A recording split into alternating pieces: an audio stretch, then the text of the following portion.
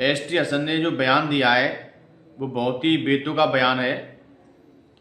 ये जो उत्तराखंड में आपदा आई है ये प्राकृतिक आपदा है, ये कहीं पर भी आ सकती है।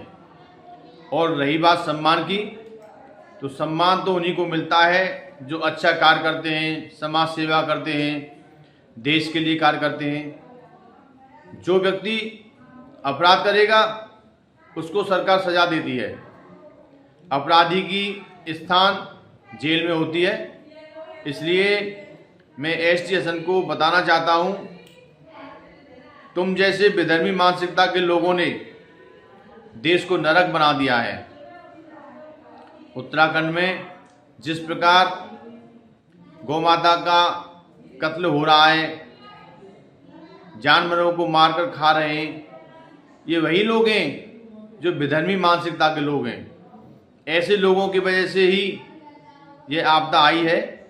ये है सीक्रेट रेसिपी MDH का जीरा सिप जल जीरा मसाला।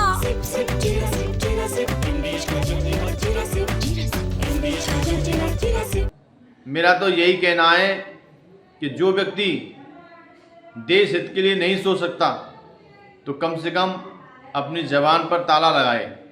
एसटी हसन ने जो कहा कि मजहब के साथ ऐसा हो रहा है कि सम्मान नहीं हो रहा है, किसी एक ही धर्म का प्रचार हो रहा है, तो ये बहुत निंदनीय बात है। क्योंकि ये ऐसा नहीं है। प्राकृतिक आपदाएं कहीं भी किसी भी समय और कहीं किसी भी स्थिति परिस्थिति में आ जाती हैं, आती ही रहती हैं। रसिया में देख लो जैसे भूकंप आया, और वैसे भी जो अभी विमान दुर्घटना या कुछ भी जो कारण सुनते ही रहते हैं। तो ये कोई सम्मान और मजहब वाली बात नहीं है।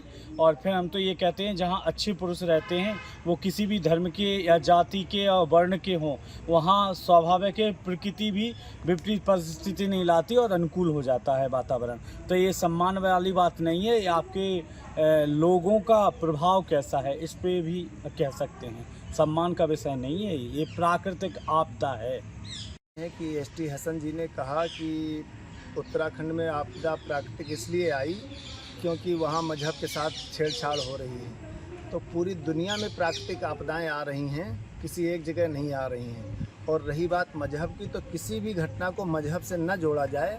ये एक नॉर्मल सी प्रक्रिया है। प्राकृतिक आपदाएं, बरसात होती है, गर्मी पड़ती है, कहीं धूप है, कहीं छाँव है। इस बात को जोड़ करके राजनीति न की जाए तो बेहतर होगा। दादी के हाथों का जादू और खुशबू से महकता घर, माँ की मुस्कुराहट और खाने की सुगंध। MDH गरम मसाला, क्योंकि हर रिश्ता है स्वाद से जुड़ा।